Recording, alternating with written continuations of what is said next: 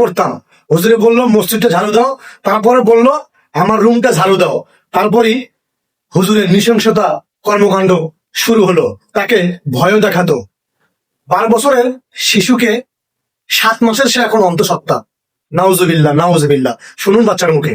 মাদ্রাসাতে পড়তাম, মাদ্রাসা ছুটি হলে হুজুরে বলছে রুমটা ঝাড়ু দিয়ে যেতাম মসজিদ।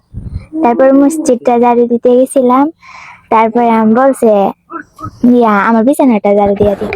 তারপর বিছানা ঝাড়ু দিতে গেছি, তারপরে দরজাটা লাগাই লাইছে। তারপরে এরকম হতো না। তারপরে হুজুরে বলছে বাড়িতে কাউরে বলবো না, বললে নাকি মারবে, ভয় দেখাইছে। হ্যাঁ পরে তোমার কি ধরনের ভয় দেখাইছে? মায়ের ধরে ভয় দেখাইছে?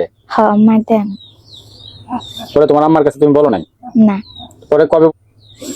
আমার আম্মু আমাকে নিয়ে শুচ্ছে, তারপরে আমার পেটের মধ্যে হাত দিছে, দেখে উঁচু লাগে, মানে উঁচু লাগে আর কি। তারপরে এরকম ঘটনা। তারপরে আম্মু ওরে বলছি আমি। এখন কি তোমার মানে কোনো অসুবিধা আছে? হ্যাঁ। এই হলো আমাদের দেশের পরিস্থিতি এবং অবস্থা। জনগণেরই বিচার করা উচিত, এদেরকে ধরে এদেরকে আইনের আওতায় জনগণের বিচার করা উচিত।